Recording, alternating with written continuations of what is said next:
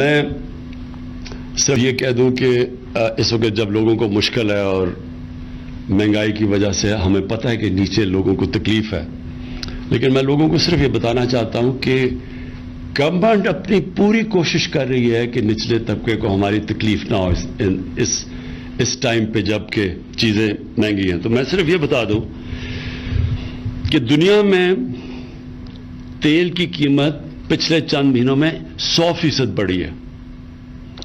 پاکستان میں ہم نے صرف 22% بڑھائی ہے۔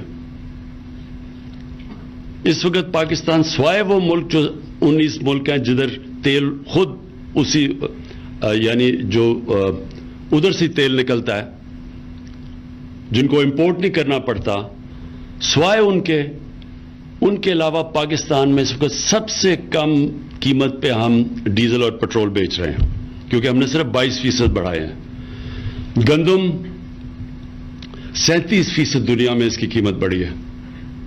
یہ جو سارا کرنچ آیا ہے کووڈ کی وجہ سے دنیا میں جب سپلائی لائنز افیکٹ ہوئی ہیں، تو اس وقت 37%، پاکستان میں ہم نے صرف 12% بڑھائی ہے۔ چینی دنیا میں 40% اس کی قیمت اوپر گئی ہے، پاکستان میں ہم نے صرف 21% بڑھائی ہے۔ اور یہ وہ ملک جو کہ پہلے ہمیں کافی پریشر ہمارے اوپر فسکل ڈیفیسٹ کے، اور آپ کو پتہ ہے کہ جو ملک میں ہمارے ڈیفیسٹس ہیں اور جو قرضے چڑھے ہوئے ہیں، اس کے باوجود ہم نے اپنی طرف سے پورے کم سے کم امپیکٹ ڈالا ہے نچلے لوگوں کے اوپر۔ میں صرف آپ کو یہ بتا دوں کہ ہم نے سیلز ٹیکس اور پیٹرولیم کی جو لیوی ہے، اگر ہم اس کو نیچے نہ لے کے آتے، کیونکہ ہمارا اس لیے سستا ہے ہمارا، کیونکہ ہم نے سیلز ٹیکس بھی پورا نیچے لے آئے پیٹرول پہ اور ڈیزل پہ، اور لیوی بھی نیچے لے آئے ہیں۔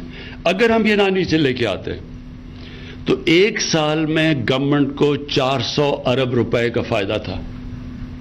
تو ہم نے یہ نیچے لا کے، جو ہندوستان میں اس وقت دگنا ہے ہمارے سے پیٹرول اور ڈیزل، تو وہ کیوں دگنا ہے؟ کیونکہ انہوں نے اپنی لیویز نہیں کم کی، تو ہمیں ایک سال میں 400 ارب روپے کا ہمیں نقصان کیا، صرف تاکہ لوگوں کے اوپر بوجھ نہ پڑے۔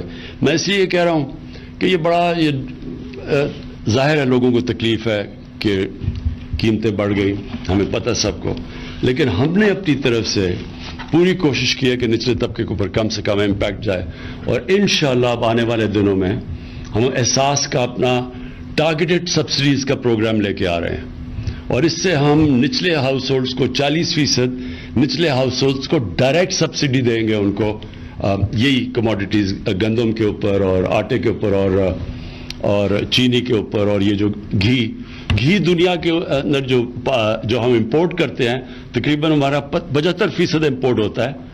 جو پام آئل کی قیمت وہ تقریباً 80% بڑھ گئی ہے، تو وہ جو اگر یہاں اوپر گیا تو کیونکہ امپورٹ کرتے، بیسکلی امپورٹڈ انفلیشن ہے۔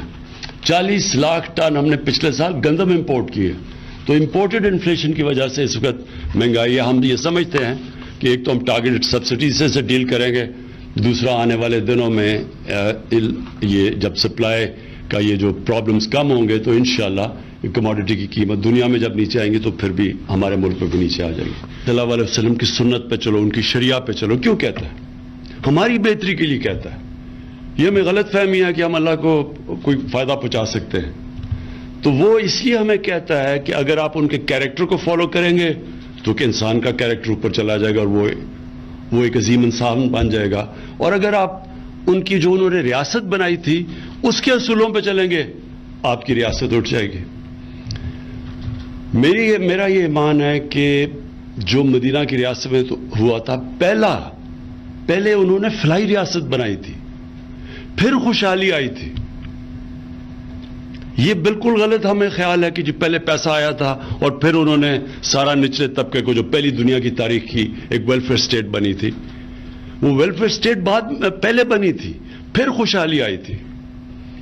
کیونکہ اللہ کی برکت آتی ہے، جو ہم اللہ میں مانتے ہیں اس کی برکت آتی ہے، اس کی جب وہ خوش ہوتا ہے کہ آپ اس کی انسانیت کے لیے کچھ کرتے ہیں تو اوپر سے پھر وہ آپ کی مدد کرتا ہے۔ کیونکہ اس کی کوئی ایکسپلینیشن نہیں ہے کہ دیکھتے دیکھتے دو سپر پاورز کے بیچ میں ایک قوم جس کی حیثیت ہی کچھ نہیں تھی اور ڈیوائیڈڈ تھی ٹرائبز کے اندر، وہ ایک دم اٹھ گئی اور دونوں सुपर पावर्स उसके सामने कोलैप्स कर गया और वो दुनिया की टॉप सिविलाइजेशन बन गया। तो उसमें सबसे बड़ी चीज है इंसानियत।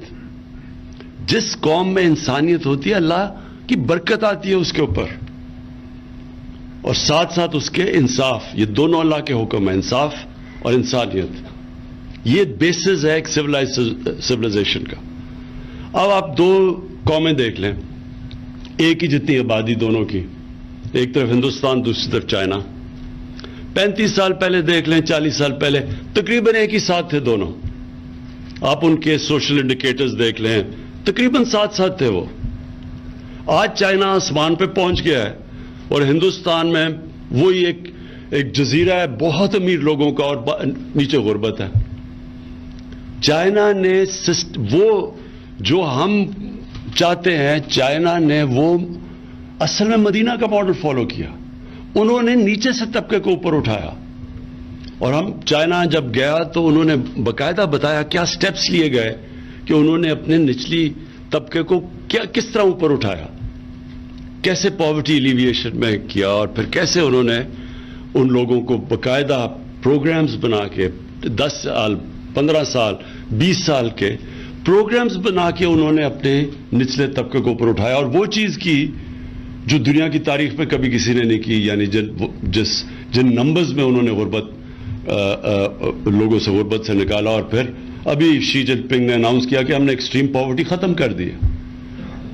तो आप वही देख ले कि हिंदुस्तान आज किधर है और वो चाइना किधर पहुंच गया है। सो हमारा जो फंडामेंटल प्रिंसिपल्स हमने इस कौम में जो हमें अडॉप्ट करने चाहिए थे, जब हमने एक बहुत बड़ा, हमारे फाउंडिंग फादर्स ने कहा कि ये मिसाली इस्लामी फलाई रियासत बनेगी, ये जो फैसला था उसके ऊपर कभी अमल ही नहीं हुआ और एक एलिटिस्ट सिस्टम बन गया। जो आप और चीजें छोड़ दें, तालीम का निजाम ले लें, ये कितनी बड़ी एक मुल्क की बदकिस्मती है कि छोटे से तबके को आप इंग्लिश मीडियम पढ़ा दें और वो नौकरियां उनको दिलवा दें, बाकी जो आपकी अवाम है वो बेचारी ऊपर ही नहीं आ सकती।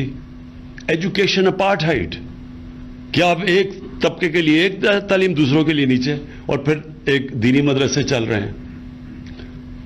कभी किसी ने कोशिश नहीं की इसको सिंथेसाइज करने के लिए कि एक मुल्क है, एक कौम है, उसका कोर्स सिलेबस तो एक हो, लेकिन क्योंकि हमारी तरह की एलीट फायदा उठा रही थी उससे, हमारे बच्चों को अच्छी नौकरियां मिल रही थी, हमें कोई इंसेंटिव नहीं था कि चेंज करें सिस्टम।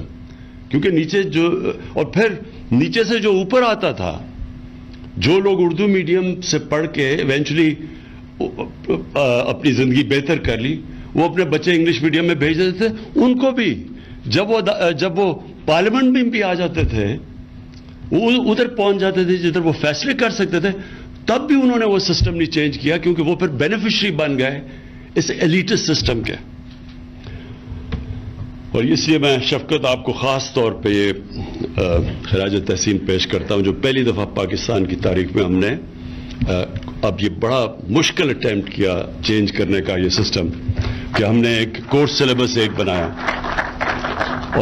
और कितनी आवाजें आ रही हैं इसको ऑब्जेक्ट करने के लिए।